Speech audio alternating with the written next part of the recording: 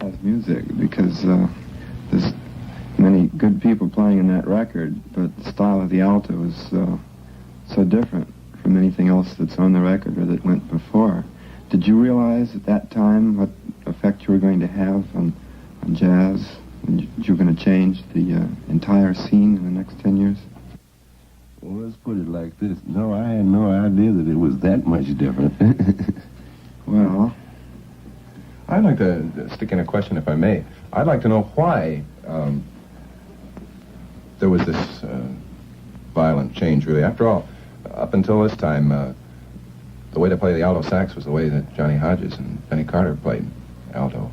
And this seems to be an entirely different conception, not just of how to play that particular horn, but music in general. yeah, how to play any horn. I don't think there's any answer to. It's just the way you speaking, know. John. Yeah, that's what I said when I first started talking. That's my first conception, man. That's the way I thought it should go, and I still do. I mean, of course, it could stand much improvement. Most likely in another 25, maybe 50 years, some youngster will come along and take the style and really do something with it, you know? But, I mean, ever since I've ever heard music, I thought it should be very clean, very precise, as clean as possible anyway, you know?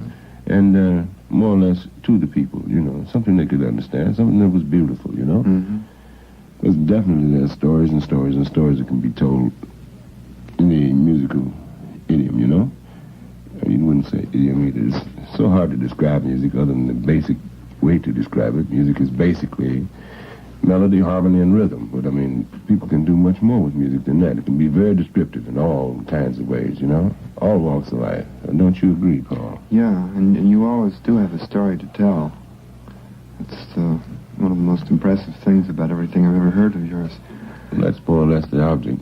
That's where I thought it should be. Uh-huh. Another thing that's been a major factor in your playing is this fantastic technique that nobody's quite equaled. And I always wondered about that, too, whether there was, whether that came behind practicing or whether that was just from playing, whether it evolved gradually.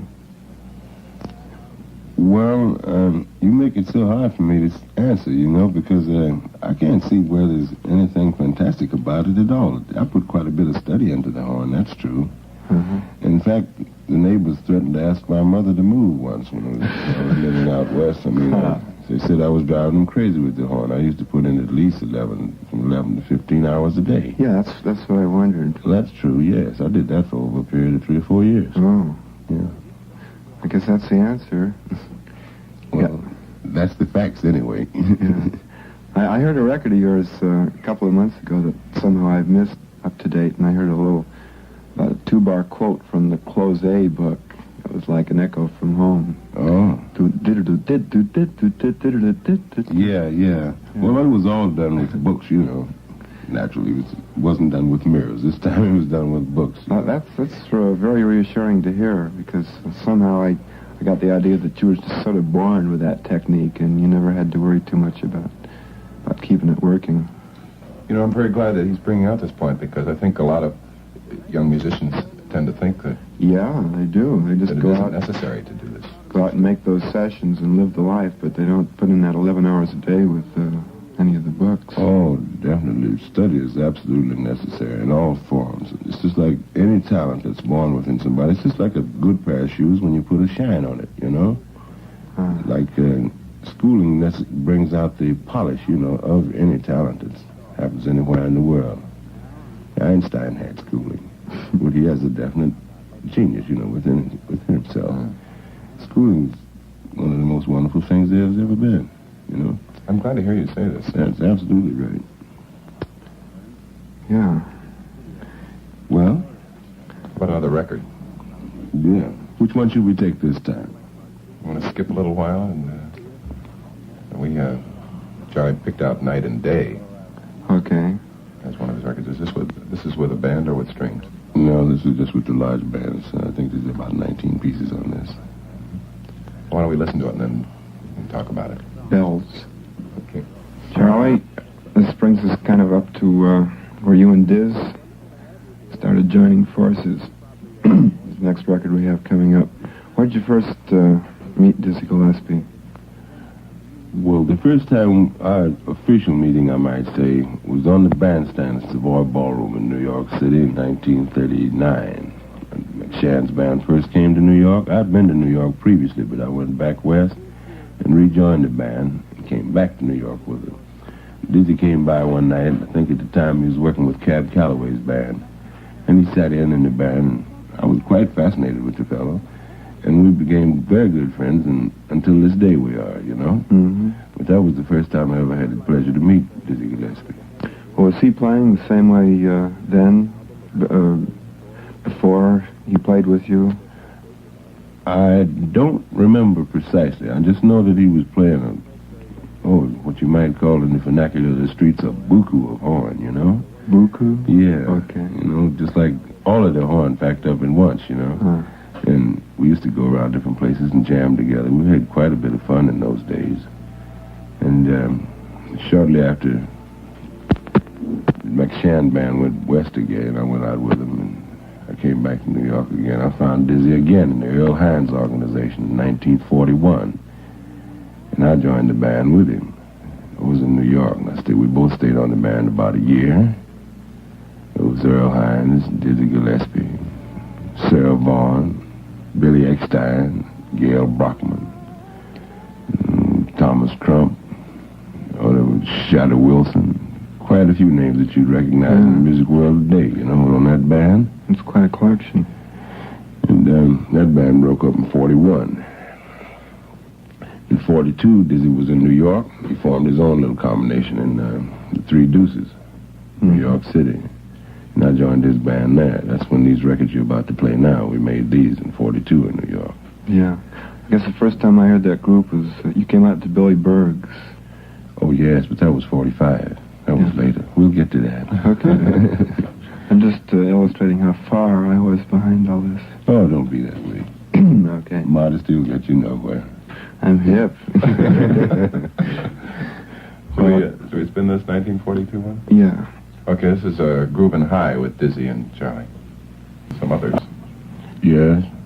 I guess, was it Slam Stewart and Remo Palmieri, I guess? I don't Yes. know who was on piano. I think that was Clyde Hart.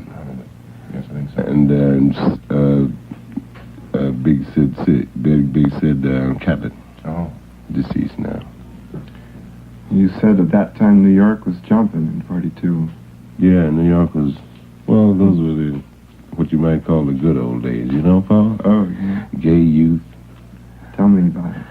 Well, descriptively, just like I was going to say, gay youth, lack of funds. Listen to Grandfather Parker talking here. There was nothing to do but play, you know, and we had a lot of fun trying to play, you know. I did. Mm-hmm. Plenty of jam sessions. Meant much late hours.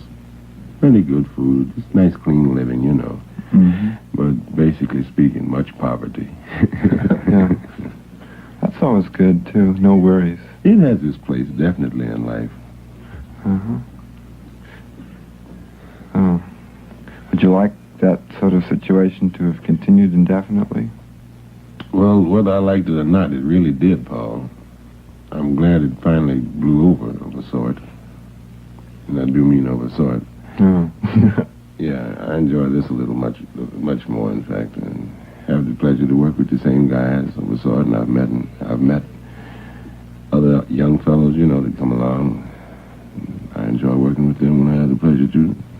If I might say, you yourself, Paul. Oh, thanks, Joe. Sure, I've had lots of fun working with you, man. It's a pleasure to know you. David Brubeck.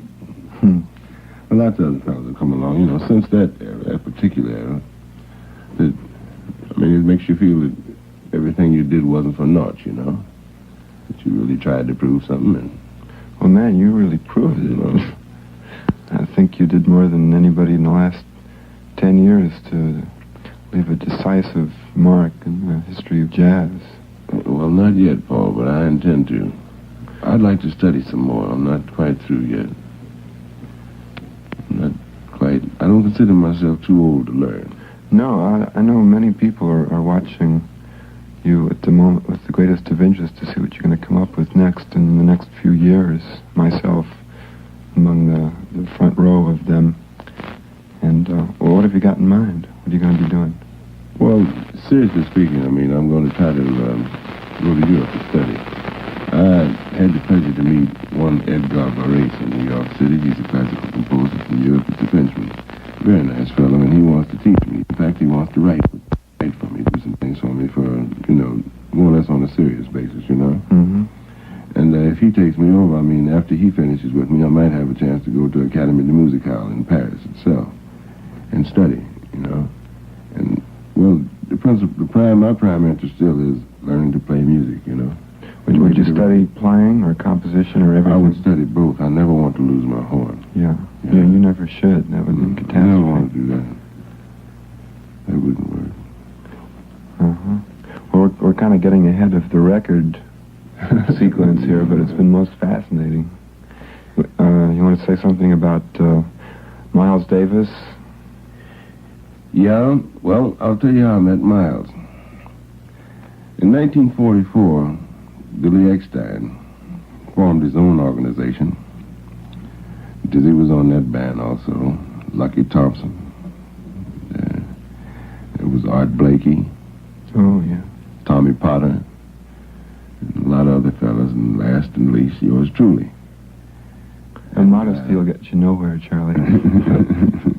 I had the pleasure to meet Miles for the first time in St. Louis when he was a youngster. He was still going to school. Later on, he came to New York. He finished Juilliard. Miles did. He graduated from Juilliard. And at the time, I was just beginning to get my band together, you know, 5 pieces here and 5 pieces there. So I formed a band and took it into the Three Deuces for maybe 7 or 8 weeks. And at the time, Dizzy, after the Eckstein organization broke up, Dizzy was about to form his own band. There were so many things taking place then. I mean, it's hard to describe it because it happened in a matter of months. Nevertheless, I went to California in 1945 with Dizzy after I broke up my band, the first band I had. And I came back again to New York in 47, the early part of 47. And that's when I decided to have a band of my own permanently. And Miles was in my original band.